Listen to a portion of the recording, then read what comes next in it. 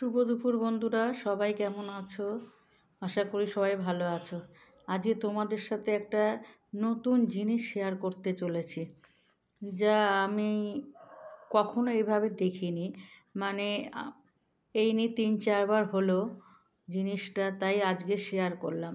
দেখো, এই বোতলটার মধ্যে চিয়া সিড ভেজানো থাকে। তা চিয়া সিড ভিজিয়ে রেখে দেয় আমার মেয়ে। তা এই বোতলটা থেকে ঢেলে নিয়ে তারপরে চিয়া সিডটা খাওয়া হয়।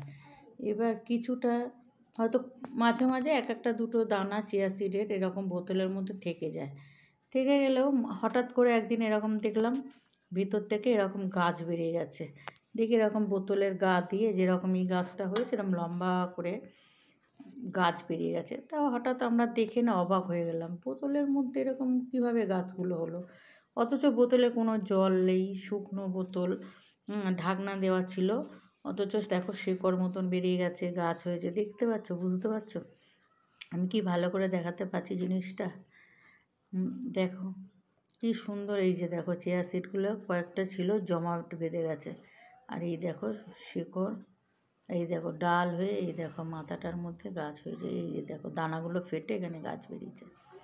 আর এই দেখো মুখের কাছেও হয়েছে, বোতলটা মুখের কাছে, এই দেখো মুখের কাছেও হয়েছে, দেখছো? তো এই নিয়ে এই বোতলটার মধ্যে 4-5 বার হয়ে গেল। তো প্রথম দিন আমরা বুঝতে পারিনি। প্রথম দিন আমি কি করলাম, বললাম তাহলে ঢাকনাটা খুলে দিই, দিয়ে একটু জল দিয়ে রাখলাম, তাহলে গাছটা যদি বাঁচে তাহলে দেখবো মাটিতে বসিয়ে হয় কি না। ঢাকনাটা খুলে দেওয়ার পর কিছুক্ষণ পরে দেখছি কি গাছটা শুকিয়ে গেছে, আর গাছ হচ্ছে না। তা প্রায় সময় এই রকম একটা দুটো থাকলেই না প্রায় সময় দেখি এরকম গাছ বেরায়। যখনই ঢাকনাটা আমরা খুলে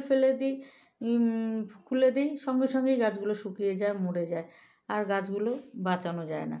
তা এইটা সম্বন্ধে কি কেউ জানো যে চিয়া সিডের দানা মাটিতে ছড়ালে গাছ হবে কি না?